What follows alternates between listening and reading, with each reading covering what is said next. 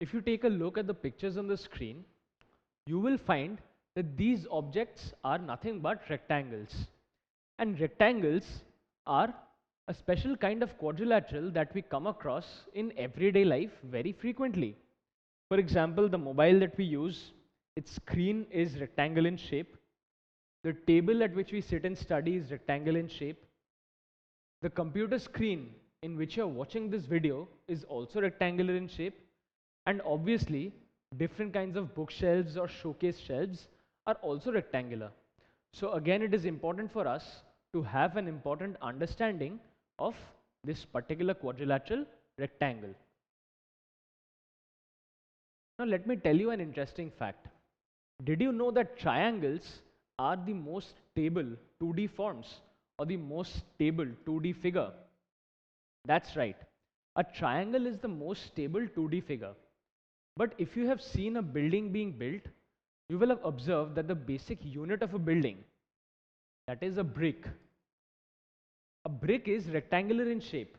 And these bricks, when laid one on top of the other and side by side, as you can see in this picture, are used to form the buildings that we see around us. Now tell me that if triangle is indeed the most stable 2D shape, why do we not use triangular shaped bricks instead of rectangular ones? Let us find out. So the reason for not using triangular bricks will be pretty evident in these two pictures juxtaposed against one another. Over here you will find that a wall has been built using triangular bricks as well as rectangular bricks. Now look at this closely. Firstly, over here you will find that there are a lot of empty spaces. As you can see, there are tremendous amounts of empty spaces left behind when a triangular bricks are used to build the wall.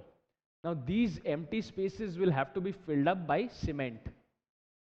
So if you have to build a huge wall, you can imagine how much cement will be wasted. So that will involve a significant cost in money as well as in terms of effort, because it is going to be quite a tedious job. And again, if you see closely, you will find that this wall is balanced with the help of these triangular bricks merely on their vertices, which will prove to be very unstable in the unfortunate event of an earthquake. So it is due to keep the walls safe, or in other words, the building safe, that rectangular bricks are used.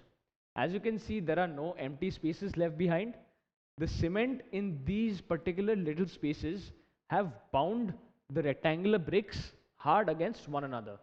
So this means that using rectangular bricks, the walls that are built are much more stable than a wall that could have been built using triangular bricks. So let us look at some of the properties of a rectangle. Now we have discussed that rectangle is nothing but a special kind of parallelogram. So it will have all the properties of a parallelogram. Both pairs of opposite sides will be parallel. Both pairs of opposite sides will be equal. Both pairs of opposite angles, that is this angle, this angle, this angle, and this angle, will be equal. The diagonals bisect each other, and consecutive angles are supplementary. So these are all properties of parallelograms, in addition to which this is a parallelogram with one right angle. That is, this particular angle is a right angle, and this property is exclusive to a rectangle. Now let us see how we can use this particular property in order to judge the values of the other three angles. Now we know that ABCD, which is a rectangle, is also a parallelogram, and we have studied that consecutive angles of a parallelogram are supplementary. We know that rectangle has one right angle, so I can write angle A plus angle B is equal to 180 degrees, because this is a parallelogram and consecutive angles are supplementary.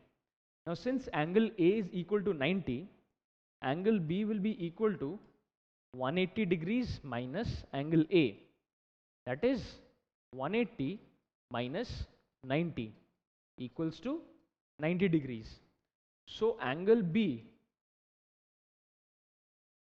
will be equal to 90 degrees since angle A is also equal to 90 degrees. So this angle is also 90 degrees. And in a similar manner, we can also find out the values of angle C and angle D, which will also be equal to 90 degrees. Thus, in a similar manner, angle C and angle D are also 90 degrees. So what does this tell us? This tells us that all the interior angles in a rectangle, angle A, angle B, angle C and angle D are all 90 degrees. Thus, all interior angles of a rectangle are right angles. So now we have a problem. Over here we find Rick and Alan, who are starting to run on a rectangular field from two ends. Over here, Alan is starting from point B and Rick is starting from point A. Now it has been given to us that this field A, B, C, D is a rectangular field.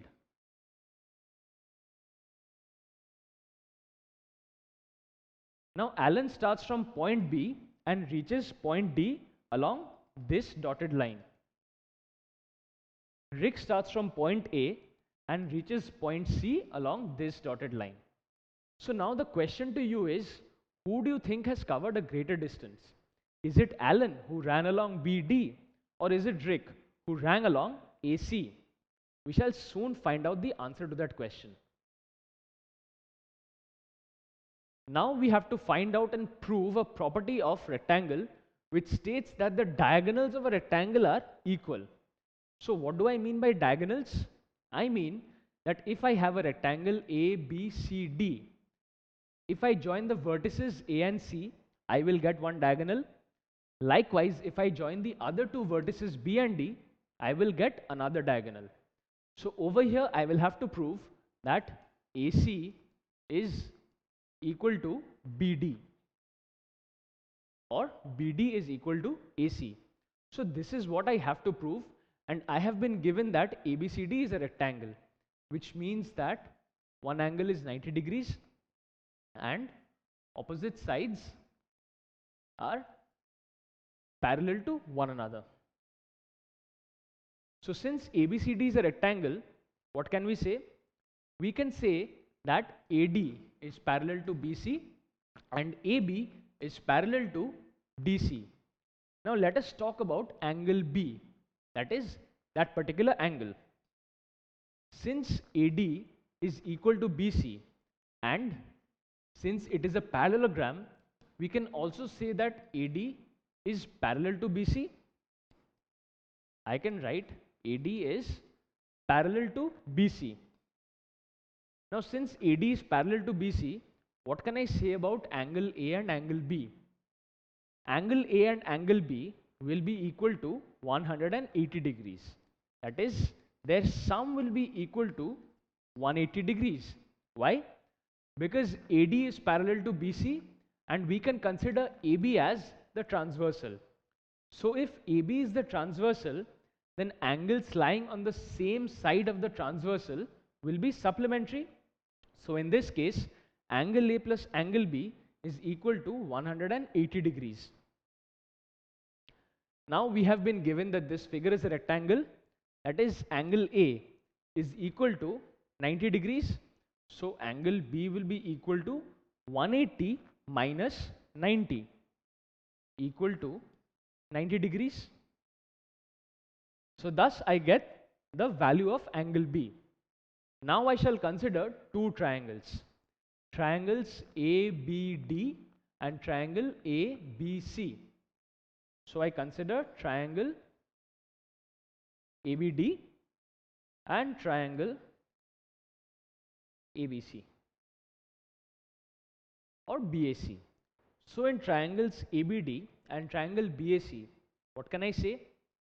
If you look closely, you will find that these two triangles share a common base. That base is AB. So I can write AB is common for both the triangles. Further, what can I say?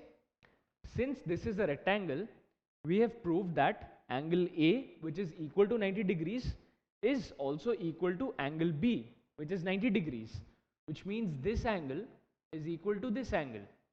So I can write angle A equal to angle B because both are equal to 90 degrees. Lastly, what can I say? ABCD, which is a rectangle, is also a parallelogram. So opposite sides will be equal. Over here, AD and BC, which are opposite sides, are equal in length. So I can write AD is equal to BC since it is a rectangle. So now what do I have? I have one side that is common, angles, two angles that are equal, and another two sides that are equal. So what can I say? I can say that triangle ABD is congruent to triangle BAC through which particular congruency theorem? Now if you look closely over here, we have this angle included in between this side and this side, and this angle is included in between this side and this side. So through the side angle side congruency. So through the SAS rule, these two triangles are congruent. So what can we say? We can say that since these two triangles are congruent, AC will be equal to BD through CPCT. So I will write BD equals AC through CPCT because corresponding paths of congruent triangles are equal. Thus, we get what we had originally set out to prove. That is BD equals AC, or in other words, the diagonals of a rectangle are equal. This is equal to this. So this could have also been proved in a different way. Over here we have considered again the rectangle ABCD and considered a triangle ABD. So we have taken the two sides of the rectangle to be A and B, these two adjacent sides. Now if you recall from Pythagoras theorem, this angle is 90 degree. So this is a right angle triangle. In a right angle triangle, how can we find out the hypotenuse? The hypotenuse will be given by, that is BD, will be given by root over A square plus B square. Hypotenuse BD is root over the square of these two adjacent sides. So we have the length of the diagonal as root over A square plus B square. Now we consider another diagonal, that is the diagonal AC, and let us see what we get. So after considering diagonal AC, I get another right angle triangle, that is triangle ABC. Over here angle B is also 90 degrees as we have earlier found out, and the adjacent side lengths are given as A and B. So AC square will be equal to A square plus B square by Pythagoras theorem. So I can write AC as root over A square plus B square, which Pythagoras theorem states. So now what do I find? The length of diagonal BD is root over A square plus B square. The length of diagonal AC is also root over A square plus B square. And thus it is clearly evident that the diagonals of a rectangle are equal to one another. So coming back to our original question, who do you think has traveled a greater distance when they were running from point B and A respectively? Alan or Rick? Now, if you remember, I had told you that Rick ran from A to C along AC, and Alan ran from B to D along BD. And it was also given to us that ABCD is a rectangle. Now, as we found out, in ABCD, which is a rectangle, the diagonals are of equal length. Or in other words, AC is equal to BD. So what can we say? We can say that neither Alan nor Rick have run greater distance compared to one another, because they have both run the same distance along the diagonals of the rectangular field. So now I have a small problem for you. The problem states that rectangle ABCD is given with the measurements as shown. So it has been given to us that side AB is 4 centimeters and side BC is 3 centimeters. And what have we been asked to find out? We have been asked to find out the length of its diagonals. So how can we do that? Firstly, let us start off with diagonal AC. We are given that AB equals 4 centimeters and BC equals 3 centimeters. So from Pythagoras theorem, we can write, since angle B is 90 degrees, AC, which is a diagonal, is equal to root over AB square, that is this, plus BC square, that is this. So now in this formula, I will put the values of AB and BC. What do I get? The value of AB is 4 centimeter.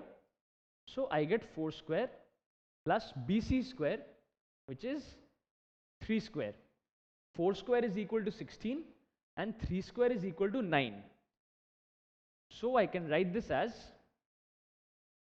16 plus 9, which is nothing but root over 25.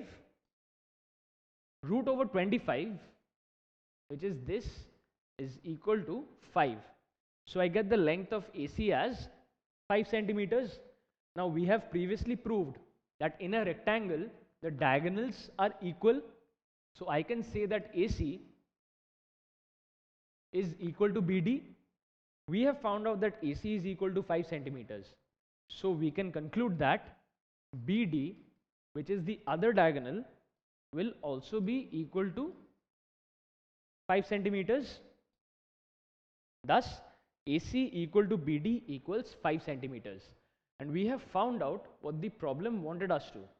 The length of the diagonals. Because the diagonals of a rectangle are equal, we were easily able to find out length BD after finding out length AC. So summing up, we can say that a rectangle has the following properties. Both pairs of opposite sides parallel, both pairs of opposite sides equal, both pairs of opposite angles equal, the diagonals bisect each other, and consecutive angles are supplementary. And these are the properties of a parallelogram. Now in addition to it, since a rectangle is a special kind of parallelogram, we have all interior angles of a rectangle are 90 degrees or right angles. And further, the diagonals of a rectangle are equal. So this diagonal of this rectangle will be equal to this diagonal. And this property holds true for any particular rectangle that we consider.